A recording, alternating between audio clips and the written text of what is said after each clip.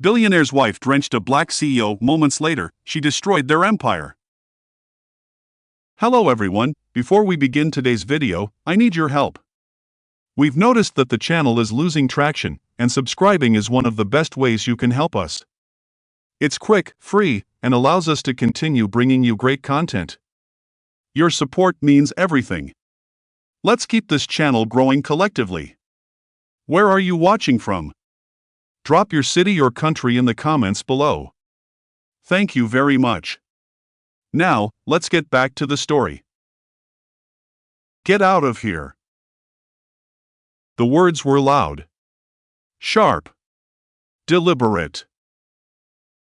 They cut through the chandelier-lit ballroom like a blade through silk. For a split second, the music faltered. Glasses paused midair. Then laughter followed, thin at first, then confident, encouraged. The woman holding the wineglass laughed the loudest. She was the billionaire's wife. Blonde hair sculpted into perfection. A gold dress clinging to power she had never earned. Diamonds caught the light at her throat as she tipped the glass forward. Red wine spilled across the man's pale pink shirt. Not an accident. A statement. Honestly, she said, pointing at the spreading stain, this is why people like you should know better than to wander into rooms like this. Phones rose instantly. Dozens of them. Guests leaned back in their chairs, angling for the best shot, hungry for spectacle. This was entertainment now. At the center of it all stood the black man she had just drenched. Tall. Broad-shouldered. Calm.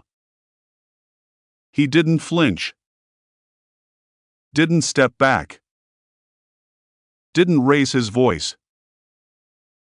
The wine dripped slowly from the fabric onto the marble floor, each drop landing with a soft, humiliating sound that echoed louder than the laughter. Security, the woman added with a lazy smile, why is he still standing here? The guards hesitated at the edges of the room. They looked at each other. Looked at him. Then looked away. No one moved. Someone near the back snorted. Probably someone's assistant. Another voice followed. Or catering. More laughter. More phones. The man adjusted his grip on the phone in his hand, not nervously, not defensively. Just, naturally. As if he had been interrupted mid-thought. The billionaire's wife took a step closer, lowering her voice, making sure the insult landed clean. You don't belong here, she said. This is a private event. Wealthy people. Important people. She gestured at the room, at the chandeliers, the tuxedos, the legacy money clapping politely for cruelty. This is not your world. The man finally lifted his eyes. They were steady. Not angry. Not embarrassed. Just observant. He scanned the room slowly, faces smirking, faces recording, faces pretending not to enjoy it while enjoying it anyway. He took it all in without saying a word. That silence made a few people uncomfortable. Say something, the woman pressed, irritated now. Or are you too stunned to understand? He didn't answer. Instead, he glanced down at the wine-soaked shirt, then at the phone in his hand, as if checking the time. The orchestra attempted to resume. A violin squeaked. Failed. Silence settled again. Before we continue, where are you watching from? Drop your city or country in the comments below. And if you believe in dignity and justice, hit like and subscribe. These stories spark change. And we're glad you're here. Now, back to Marcus Hale. The billionaire's wife scoffed when she heard his name whispered by someone nearby. Marcus, she laughed. See? Even his name sounds out of place. She turned to the crowd, playing to them now. "Can you believe this?" she said. "Walking in here like he belongs. Like he's one of us." A few guests laughed louder than necessary. Others glanced around, gauging whether it was still safe to enjoy this. Marcus finally moved. Not toward the exit. Not toward the guards. He lifted his phone to his ear. The woman froze for half a second, then laughed again. "Who are you calling? Your ride?" Marcus didn't look at her. "Yes," he said quietly into the phone. "I'm standing right here." The room leaned in without realizing it. "No," he continued. "Everything you sent earlier is fine." The billionaire's wife rolled her eyes dramatically. "This is pathetic." Marcus listened for a moment longer. Then nodded once. "Proceed," he said. He lowered the phone. Nothing happened. No alarms. No shouting. No guards rushing in. The crowd relaxed, disappointed. The woman smirked. "See? Nothing." Marcus met her eyes for the first time. "You're right," he said calmly. "Not yet." His gaze drifted past her to the banner behind the stage. To the foundation logos printed in gold. To the donors sipping champagne they didn't realize someone else paid for. Then back to her. "This room," he added softly, "is about to get very quiet." The woman opened her mouth to laugh again. Her husband's phone vibrated in his pocket. Once. Twice. Then again. And for the first time that night, someone at the head table stopped smiling. For a moment, nothing happened. The ballroom exhaled, relieved. Glasses lifted again. Someone laughed too loudly, as if trying to restart the night by force. The orchestra found its footing and slid back into a polished melody. The billionaire's wife rolled her shoulders, satisfied. "See," she said, turning to the guests around her. "Drama loves an audience. Take it away, darling." Her husband, seated at the head table, smiled thinly. He didn't look at Marcus. He didn't need to. Men like him were used to problems shrinking when ignored. Marcus remained where he was. Wine still soaked into his shirt. Phone now resting loosely in his hand. The woman mistook his stillness for defeat. "You should really leave before you embarrass yourself further," she said, waving toward the exit. "This isn't the kind of place where people get second chances." A few guests nodded, grateful for the permission to move on. Someone whispered, "She's being generous." Another replied, "He should be thankful." Marcus tilted his head slightly, as if considering their words. He wasn't. Across the room, a young man in a navy suit, junior partner, eager, observant, stared at Marcus with a faint crease in his brow. He had seen that posture before. Not in losers. In negotiators. "Who is he?" the young man murmured to the woman beside him. She shrugged. "No idea. But he's done." At the head table, the billionaire's husband checked his watch. Then his phone. Nothing. He frowned, slipped it back into his pocket, and leaned toward his wife. "Wrap this up. We have announcements." She nodded, irritation flickering now. She hadn't expected the moment to drag. "Security," she called again, sharper this time. "Escort him out. Now." One guard stepped forward, hesitant. He cleared his throat.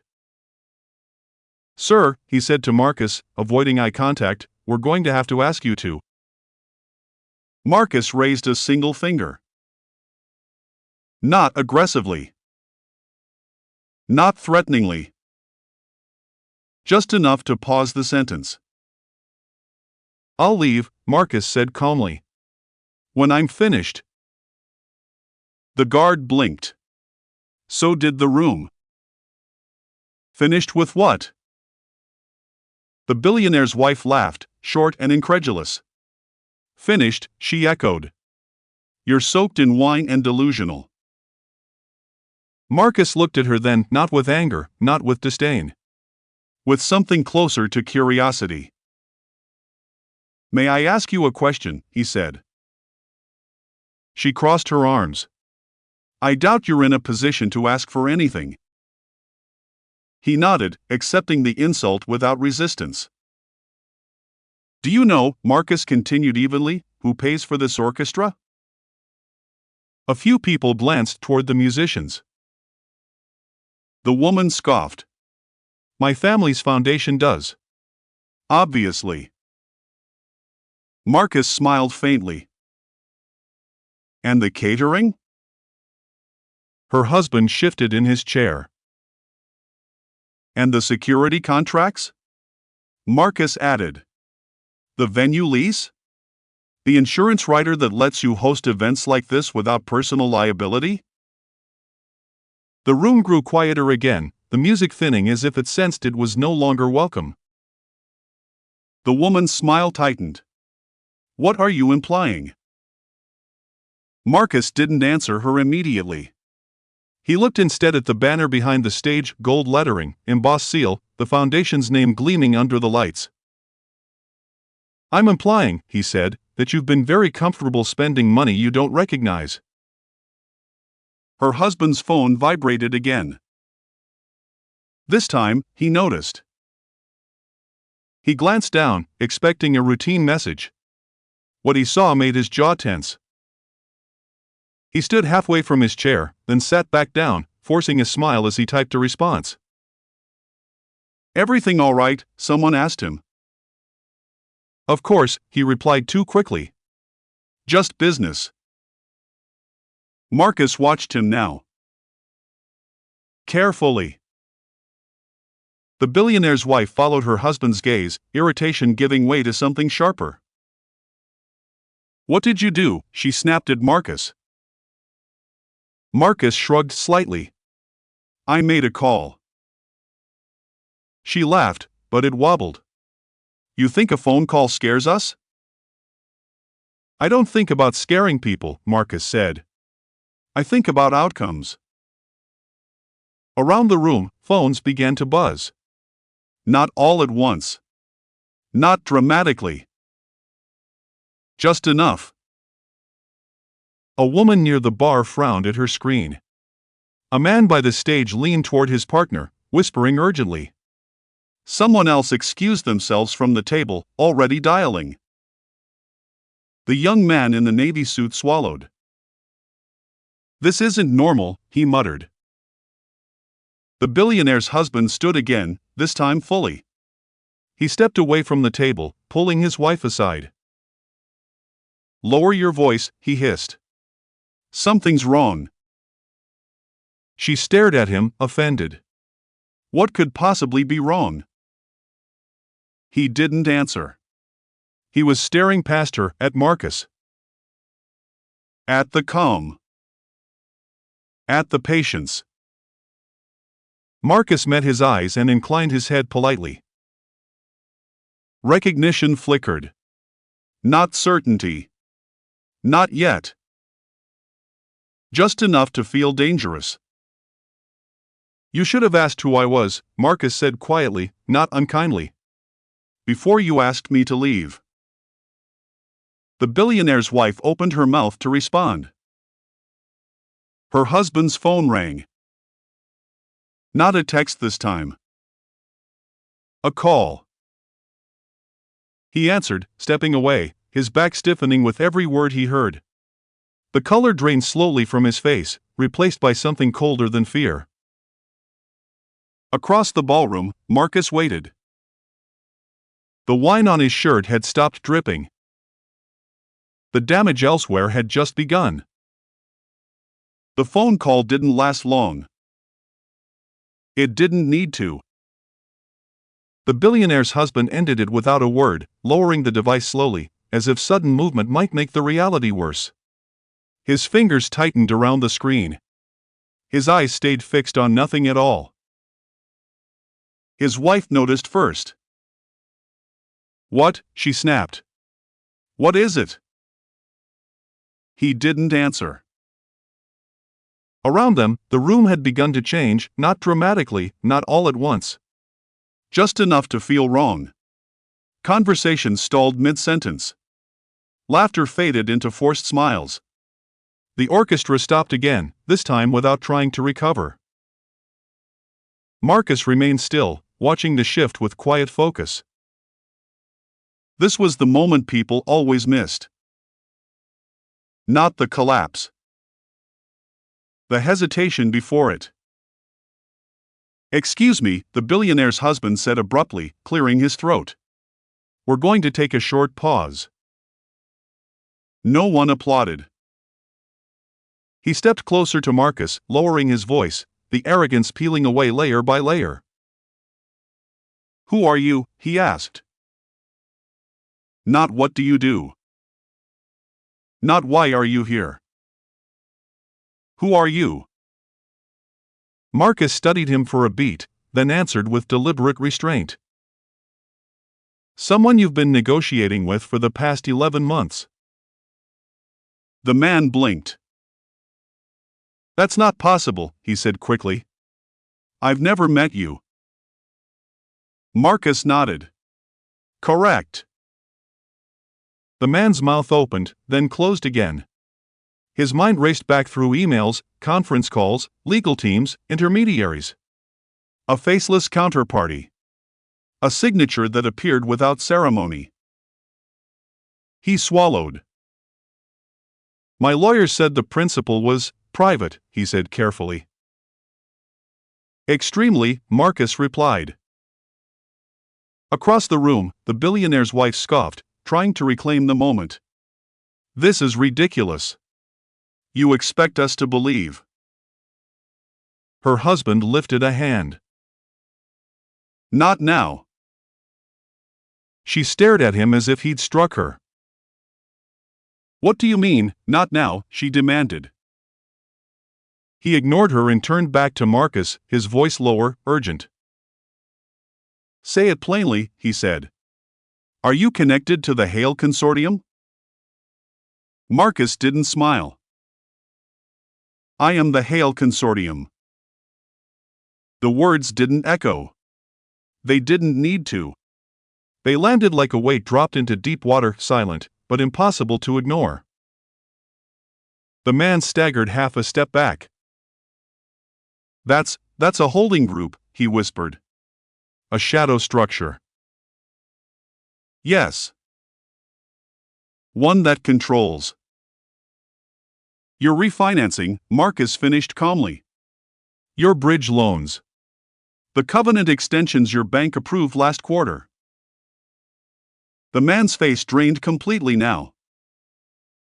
Behind them, someone gasped softly. Another guest leaned in, finally understanding too late that this wasn't theater. The billionaire's wife laughed again, sharp and brittle. "Stop this. This is some kind of con."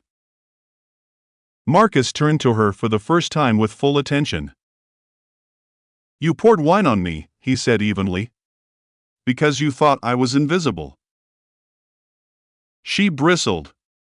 "You were standing in my way." Marcus nodded once. "And now I'm standing in your numbers." Her husband looked between them, panic tightening his jaw. "You can't just walk into a gala and—" "I didn't," Marcus interrupted gently. "You invited me." He reached into his jacket and removed a folded card. Not flashy. No logo. Just thick stock, heavy with intent. He handed it to the man. The billionaire's husband unfolded it with shaking hands. A name. A title. A single line beneath it. Managing principal. The card slipped from his fingers and fluttered to the floor. Across the ballroom, phones were no longer recording for amusement. They were recording history. Guests whispered names they suddenly remembered seeing on documents, in footnotes, in filings they never thought would matter. "Is that him?" someone murmured. The young man in the navy suit nodded slowly. "That's the man behind the deal." The billionaire's wife felt it then, the air shifting away from her. She reached for her husband's arm. "Tell them this is a misunderstanding," she hissed. He didn't move. "Tell them," she repeated, louder. Marcus watched her, not with satisfaction, but with something colder. "You never asked," he said quietly, "who you were humiliating." She stared at him, breath shallow. "This isn't over," she said. Marcus inclined his head slightly. "It is," he replied. "You just don't know it yet." At the far end of the room, a donor's phone chimed with a news alert. Then another. And another. Markets were opening somewhere. And the empire that had laughed minutes ago was now holding its breath, waiting to see how much of it would survive the night. The silence stretched too long to be ignored. The billionaire's husband cleared his throat, trying to reclaim control of a room that no longer recognized him as its center. "Let's all take a breath," he said, forcing a diplomatic tone. "There's clearly been a misunderstanding." No one responded. Marcus watched him carefully, not like an enemy, not like a victim. Like a variable in an equation that had already resolved itself. "Misunderstandings," Marcus said calmly, "happen when people assume." The man swallowed. "We can discuss this privately." Marcus shook his head once. Slowly. "You made it public," he replied. "So we'll keep it public." A ripple passed through the guests. Some leaned forward. Others subtly stepped back, as if distance could insulate them from consequences. The billionaire's wife broke first. "This is extortion," she snapped. "You're threatening us." Marcus looked at her, unmoved. "No," he said. "I'm responding." Her mouth opened. Closed. She wasn't used to words that didn't bend around her. Around the room, phones vibrated again. Louder now. More frequent. The quiet panic had matured into recognition. At the head table, a man in a gray suit whispered urgently into his phone. Near the bar, a woman clutched her clutch with both hands, eyes fixed on the exit. A donor quietly stood and left without saying goodbye. The billionaire's husband noticed. "Stop recording," he barked suddenly, pointing at a guest. "This is a private matter." No one listened. Marcus reached into his pocket and brought out his phone again. The movement alone shifted the room. He didn't rush. He didn't dramatize it. He simply tapped the screen, found the contact, and placed the call. The billionaire's wife scoffed. "More theatrics?" Marcus raised the phone to his ear. "Yes," he said. "It's me." The room leaned in.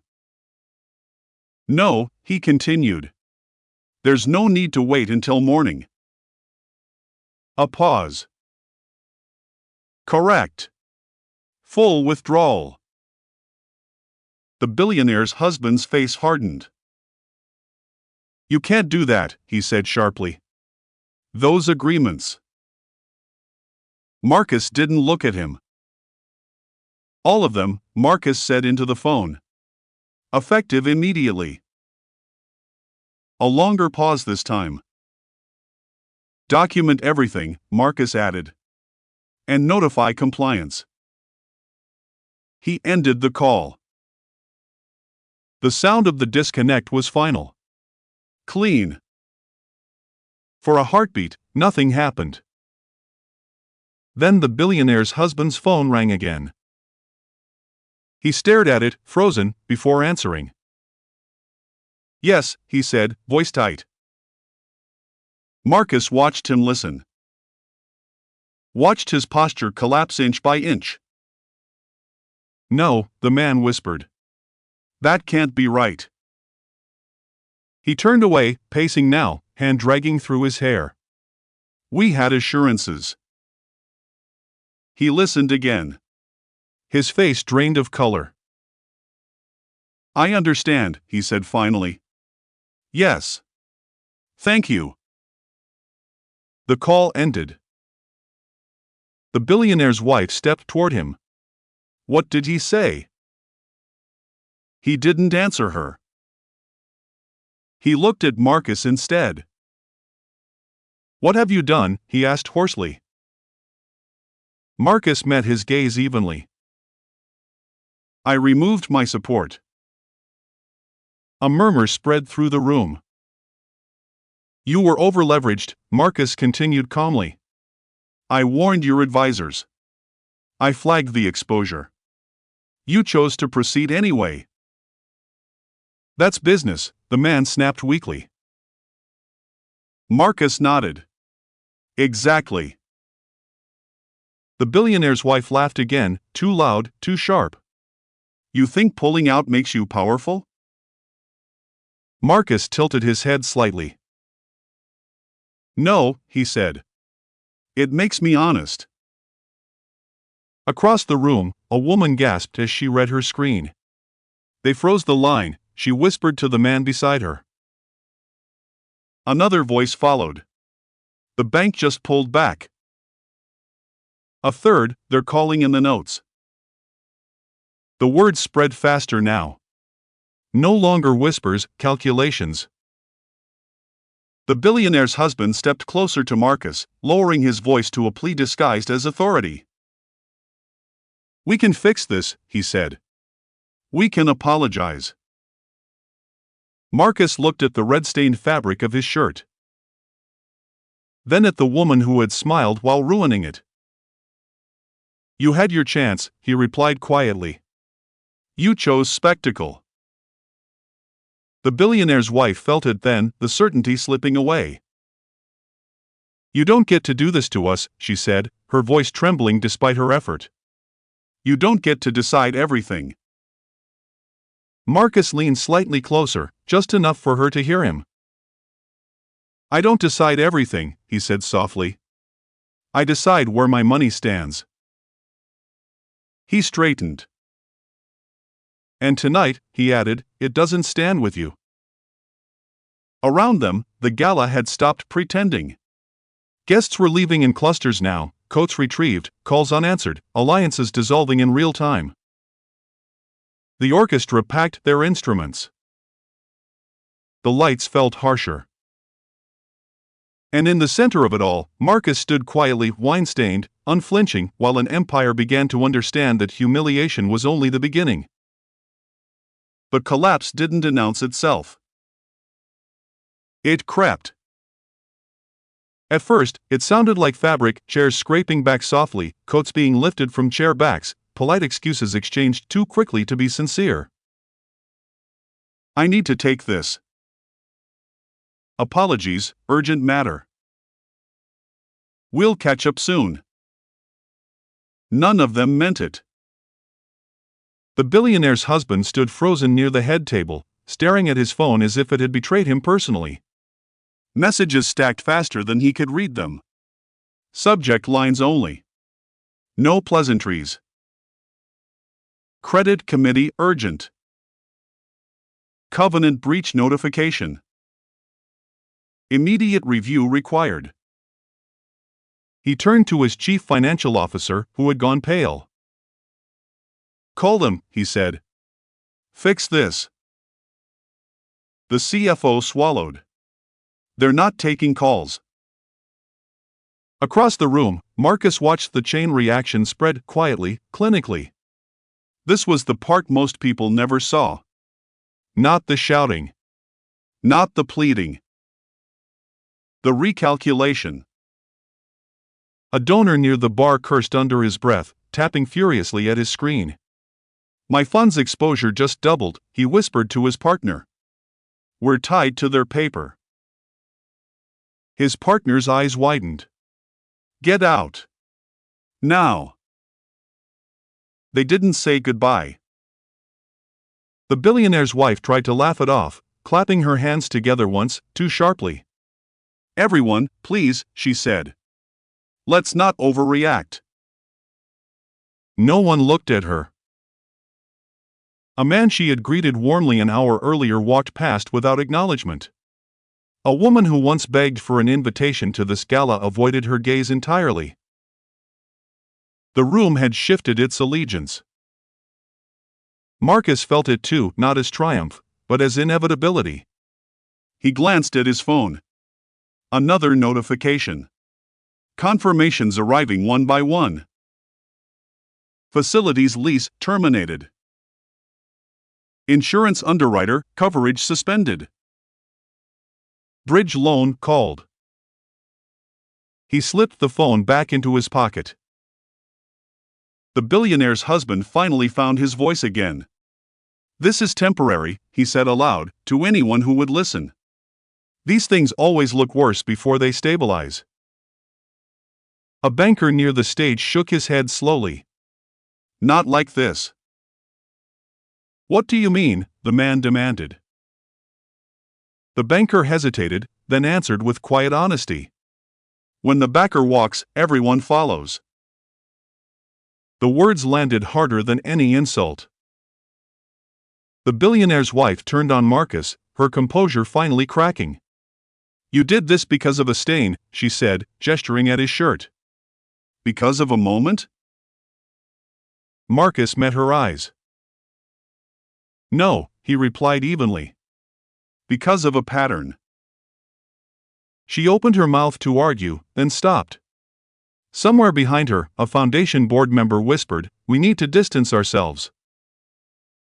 Distance. The word echoed. Security approached again, but this time they didn't look at Marcus. They looked at the exits, at the thinning crowd, at the donors leaving in clusters, at the staff exchanging uncertain glances. The event coordinator hurried toward the head table, tablet clutched to her chest. We've lost 3 sponsors, she whispered urgently. And the venue just called. They want assurances. The billionaire's husband laughed weakly. Assurances? We own. He stopped himself. Marcus finished the thought without raising his voice. You lease. The coordinator's face fell. The orchestra packed the last of their instruments, the sound of clasps snapping shut echoing through the hall like punctuation. The lights felt harsher now, less flattering. The room had lost its magic. A news alert chimed somewhere near the exit. Then another. And another. Guests checked their phones in unison, the same headline blooming across screens in different fonts. Major investor withdraws from Hale affiliates. Markets react to sudden backer exit. The billionaire's husband staggered slightly and grabbed the back of a chair for balance. This can't be public, he said, more to himself than anyone else. Marcus stepped closer, not threatening, not triumphant. It always goes public, he said quietly. That's the price of pretending. The billionaire's wife's eyes darted around the room, searching for an ally, a familiar face, someone who would still stand with her. There were none. She reached for her husband's arm. Say something, she whispered. Fix it. He stared straight ahead. For the first time that night, he didn't know how. Marcus adjusted his cuffs, the wine-stained shirt now dry, the mark permanent. He looked around the half-empty ballroom, the banners, the tables, the legacy on display. Tonight was meant to celebrate generosity, he said calmly. Instead, it exposed entitlement. No one interrupted him. You humiliated a stranger, he continued. You thought it was harmless. He met the billionaire's husband's eyes. It never is. Outside, sirens wailed faintly in the distance, unrelated, meaningless, yet somehow fitting. Inside, the gala had become awake. And as the last guest slipped out into the night, one truth settled heavily over the remnants of the room. The deal was gone. The support was gone. And what followed next would not be contained by walls, wealth, or apologies. The room no longer belonged to them. It was obvious now. What remained of the gala stood scattered half-packed tables, abandoned champagne flutes, donors hovering near exits as if the walls themselves had become unreliable. The billionaire's husband wiped his forehead with a trembling hand, his confidence fully evaporated. This doesn't have to end like this, he said, voice low, bargaining. We can issue a statement. Make this right. Marcus studied him for a moment. End, he repeated softly. This isn't the end. This is the reveal.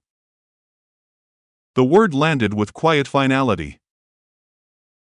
He turned, addressing the room, not raising his voice, not performing. Just stating facts. You've all been wondering who I am, Marcus said. Why a man you dismissed could disrupt a night built on money. A few guests stopped mid-step. I don't attend galas, he continued. I attend outcomes. Phones lifted again, but not for mockery. For record. I'm Marcus Hale, he said. Managing Principal of Hale Consortium. A murmur rippled through the room, sharper than before. Names connected. Memories aligned. A donor near the back whispered, that's the entity behind the restructuring. Yes, Marcus said, as if he'd heard it. And the capital that made tonight possible. The billionaire's wife stared at him, disbelief hardening into panic. You're lying, she said weakly. Marcus didn't respond to her. He looked instead at the banner behind the stage. That foundation logo, he said calmly, is underwritten by my firm. The endowment. The matching grants. The emergency funding you brag about at brunch. The banner suddenly looked heavier. A board member stepped forward, voice unsteady. Is that true? Marcus nodded once. Until tonight. The man swallowed hard.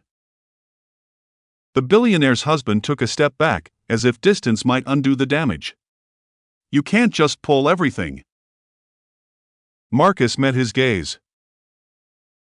I already did. A collective intake of breath swept the room.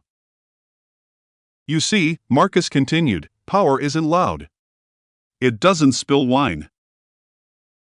He glanced at the stain on his shirt, then back at the woman who had smiled while causing it. It moves quietly, he said. And it remembers. The billionaire's wife finally cracked. I didn't know who you were, she blurted out. If I had. Marcus raised a hand, stopping her. You knew I was human, he said evenly. That should have been enough. Silence. No laughter. No whispers. Just truth, standing uncomfortably in expensive shoes. A reporter near the exit cleared her throat. Mr. Hale, she asked, is it true you've terminated all financial ties with the Hale Foundation affiliates? Marcus nodded. Effective immediately.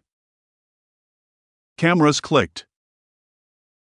And the pending merger, another voice called out. Marcus paused for a fraction of a second. Cancelled. The word echoed, not because it was loud, but because it was absolute. The billionaire's husband sagged into a chair, the fight draining out of him entirely. His wife stared at the floor, her reflection warped in spilled wine she no longer noticed. Marcus adjusted his jacket and took a step back, surveying the room one last time. This was never about humiliation, he said. It was about accountability. He turned toward the exit. Behind him, the lights dimmed further as staff began shutting sections down. The gala was officially over, though no announcement was needed. As Marcus walked away, the crowd parted instinctively. Not out of fear. Out of recognition. And for the first time that night, the people who once laughed understood exactly who had owned the room all along and how expensive their mistake would become by morning. Warning didn't soften the damage. It sharpened it. By sunrise, the story had escaped the ballroom and found its way into boardrooms, newsrooms, and trading floors that never slept. Screens lit up across the city, across the country, across markets that understood exactly what had happened even if the public was still catching up. Major financial backer withdraws support from Hale affiliates. Foundation faces liquidity crisis after investor exit. The billionaire's husband sat alone in his private office, jacket still folded over the back of his chair, untouched since the night before. He hadn't gone home. There was no point. His phone hadn't stopped ringing. Banks. Advisors. Board members who suddenly wanted distance more than explanations. He answered none of them. Across the desk, his CFO stood rigid, eyes rimmed red, tablet glowing with numbers that refused to be reasoned with. "They're accelerating the review," she said quietly. Once Hale pulled out, the risk models recalculated everything. He stared at the wall. "How bad?" She swallowed. "Worse than we thought." Outside, reporters gathered. Questions flew. Cameras waited. Inside, the truth settled. The Foundation's endowment, once buoyed by Hale Consortium's quiet backing, had lost its anchor. Matching grants vanished overnight. Credit lines tightened. Donors who once praised the family's generosity issued statements clarifying they were reassessing their commitments. Reassessing was polite. Pulling out was honest. At the same time, Marcus Hale sat in his office several floors above the city, calm as the skyline beyond the glass. He hadn't changed his shirt yet. The wine stain remained, faint but unmistakable. His phone buzzed. Legal, all terminations confirmed. Compliance, no exposure. Clean exit. Media, narrative stabilizing. He set the phone down. This wasn't chaos.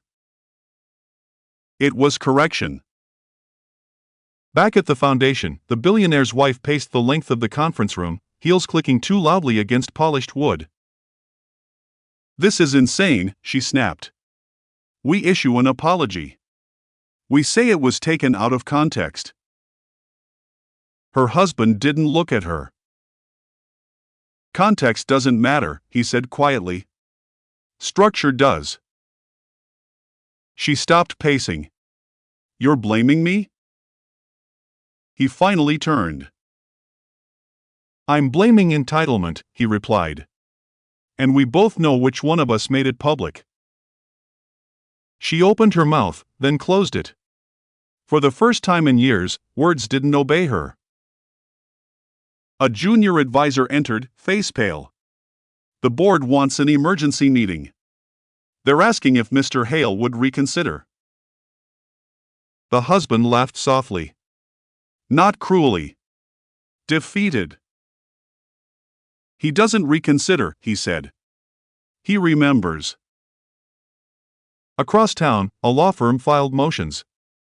A bank froze accounts pending review. A venue terminated its lease agreement pending reputational concerns. The ripple spread outward, quiet, relentless. At a charity luncheon scheduled for that afternoon, a banner was quietly removed.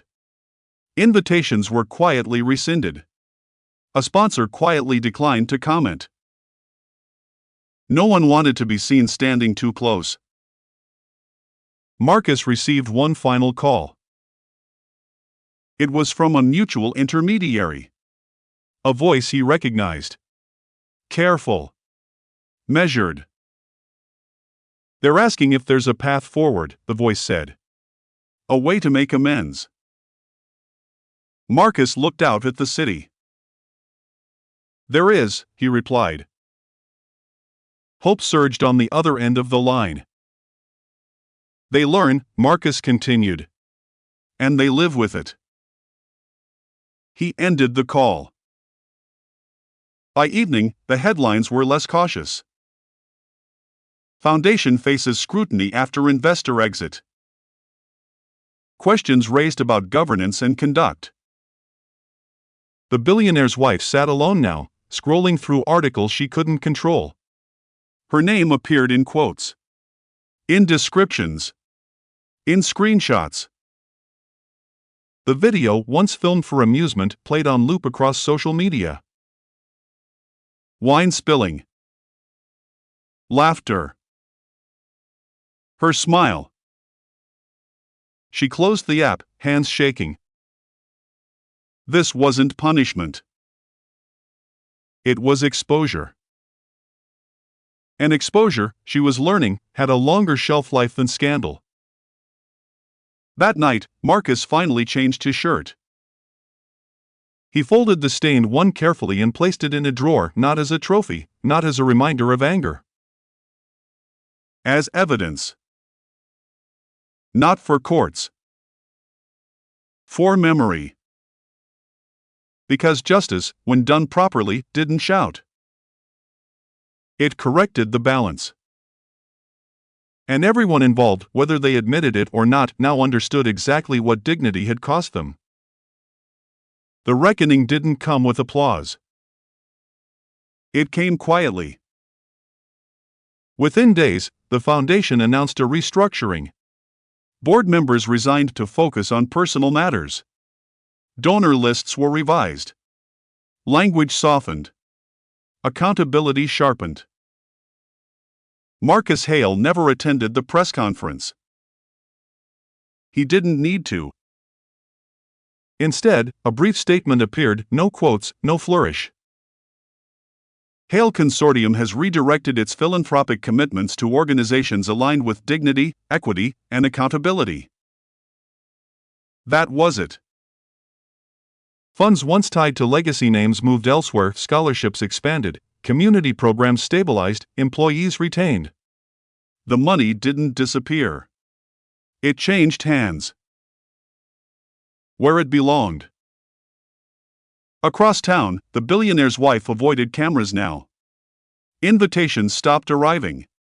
Her name, once spoken with admiration, carried hesitation instead. Not hatred. Memory.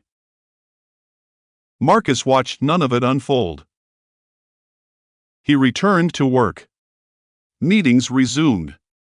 Systems adjusted. Justice, he believed, wasn't about ruin. It was about recalibration. One night, he opened the drawer and looked once more at the folded shirt. Then he closed it. Some lessons don't need repeating. They just need to be remembered. The story didn't end with headlines. It ended with understanding. Weeks later, the gala felt distant. Another night, another room that had mistaken cruelty for confidence. But the lesson remained, etched into contracts rewritten and invitations never sent again. Marcus Hale walked through his office one evening, the city glowing beneath him. Nothing had changed on the surface. meetings, decisions, quiet authority. That was the point. Power, he believed, was not proven by how loudly it entered a room, but by what remained after it left. Somewhere, a woman learned that status without dignity collapses under its own weight.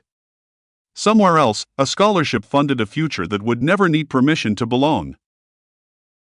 No speeches were given. No apologies accepted. Because the truth didn't require either. Respect is not earned by wealth. It is revealed by behavior. And those who forget that lesson don't lose it in public. They lose it everywhere. Silently.